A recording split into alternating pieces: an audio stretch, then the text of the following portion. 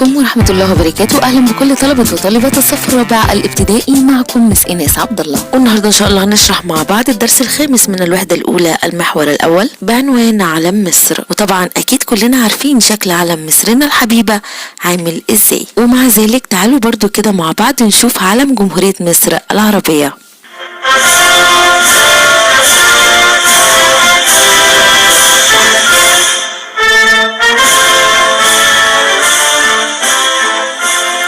هو ده علم مصر يا ولاد، علم بلدنا اللي بنحبها. طبعا كل بلد بيبقى ليها علم، والعلم ده بيعتبر رمزا لتاريخها وتراثها، ولكل جزء فيه معنى خاص به. تعالوا كده نتعرف مع بعض على مدلول الألوان والرموز في علم مصر.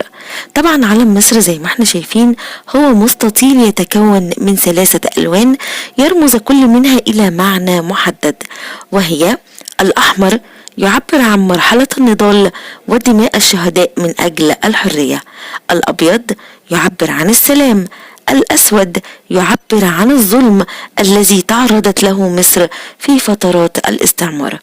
أما النسر في وسط العلم لونه أصفر ذهبي مأخوذ عن نسر صلاح الدين الأيوبي، يعبر هذا النسر على قوة مصر وعراقة حضارتها. يبقى علم مصر يا ولاد بيتكون من 3 ألوان. تعالوا نقولهم كده باختصار تاني مع بعض. الأحمر يدل على دماء الشهداء، الأبيض يعبر عن السلام، الأسود يعبر عن الظلم الذي تعرضت له مصر في فترات الاستعمار. يعني ايه استعمار؟ يعني احتلال، والاحتلال يا ولاد هو استيلاء دولة على دولة أخرى والسيطرة عليها. وطبعا مصر عانت طوال تاريخها من الاستعمار أو الاحتلال، وكل ده كان بسبب موقعها المتميز مما جعلها مطمع للمستعمرين. فموقع مصر يا ولاد المتميز وثرواتها الكامنة في أرضها هي كانت سبب في تفكير دول الاستعمار في احتلال مصر، وده طبعا أدى إلى وقوع ظلم كبير جدا على الشعب المصري، واللي رمزنا له باللون الأسود الموجود على علم مصر. يبقى نقول كمان ان الاسود يعبر عن الظلم الذي تعرضت له مصر اثناء عصور الاستعمار والتي تخلصت منها مصر. اما النسر طبعا زي ما قلنا هو نسر صلاح الدين الايوبي اللي بيعبر عن قوة مصر وعراقة حضارتها. وطبعا النسر يا ولاد من اقوى الطيور، بيظهر باللون الذهبي وبينظر ناحية اليمين، وبيعبر عن قوة مصر وعراقة حضارتها زي ما قلنا، ومكتوب على قاعدة جمهورية مصر العربية بالخط الكوفي. ونرجع تاني لمفهوم العلم أو معنى العلم. العلم هو رمز لكل بلد يعبر عن تاريخها وتراثها، ولكل جزء فيه معنى خاص. طيب يا ترى ايه أهمية العلم؟ ايه هي أهمية علم مصر يا ولاد؟ العلم هو رمز للدولة يرفع في جميع أنحاء البلاد. لو دخلت أي هيئة أو وزارة أو أي مؤسسة حكومية أو حتى أي موقع من المواقع السياحية هتلاقي علم مصر مرفوع في هذه الأماكن. يبقى رمز للدولة يرفع في جميع أنحاء البلاد. ومثلا أنت وأنت داخل مدرستك الصبح أكيد بتشوف علم مصر مرفوع في فناء المدرسة، وبنحيي طبعا علم مصر كل يوم. طيب ايه اهمية العلم تاني؟ عندي العلم بيرفع في المؤتمرات والمناسبات الرسمية لانه رمز للدولة، وكمان يوضع على وسائل النقل الدولية مثل الطائرات والسفن. طيب فاضل لنا نقطة كده لازم نتكلم فيها طبعا، وهي مظاهر احترام العلم. النقطة اللي بعد كده معانا في الدرس يا ولاد هي مظاهر احترام العلم. ويجب علينا كمصريين احترام علم بلدنا لأنه واجب وطني، وأن العلم رمز للدولة. أكدت المادة 223 من الدستور المصري لعام 2014 ميلاديا أن إهانة العلم المصري جريمة يعاقب عليها القانون، لذلك يجب علينا احترام علم بلدنا.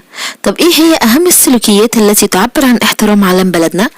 1. الوقوف باحترام أثناء تحية العلم. ما ينفعش مثلا وانت بتحيي العلم كل يوم في المدرسة أثناء الطابور الصباحي تكون مثلا حاطط ايدك في جيبك أو باصص للي جنبك أو بتكلم حد جنبك أو أصلا مش باصص للعلم. كل دي طبعا سلوكيات مرفوضة. لازم واحنا بنحيي العلم لازم نقف باحترام أثناء تحية العلم. يبقى من أهم السلوكيات التي تعبر عن احترام علم بلدنا: 1. الوقوف باحترام أثناء تحية العلم. 2. المحافظة عليه ورفعه عاليا. 3. عدم الكتابة أو الرسم عليه. 4. عدم لمسه للأرض أو ابتلاله بالماء. 5. عدم تمزيقه أو حرقه. وبكده نكون اتعرفنا مع بعض على أهم السلوكيات التي تعبر عن احترام علم بلدنا. طيب انت لسه فاكر يعني ايه علم؟ مفيش مشكلة، تعالوا نقول تاني مع بعض. العلم هو رمز لكل بلد يعبر عن تاريخها وتراثها ولكل جزء فيه معنى خاص.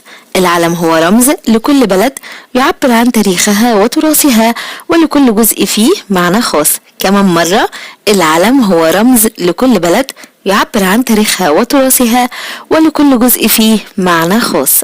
وطبعا يا ولاد بيصاحب تحية العلم النشيد الوطني بلادي بلادي، واللي ألف كلمات النشيد ده هو الشاعر محمد يونس القاضي، ولحنه الفنان المصري سيد درويش.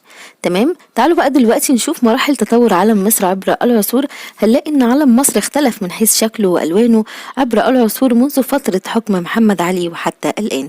يعني مثلا هو ده شكل العلم الذي اختاره محمد علي باشا لمصر، كان لونه أحمر وفيه هلال ونجمة خماسية. وده كان علم مصر في عهد الخديوي إسماعيل، وقد استبدل العلم السابق بعلم أحمر ذي ثلاثة أهلة بيضاء أمام كل منها نجم أبيض خماسي الأطراف. وده طبعا يا ولاد كان بيرمز إلى أجزاء المملكة المصرية في ذلك الوقت.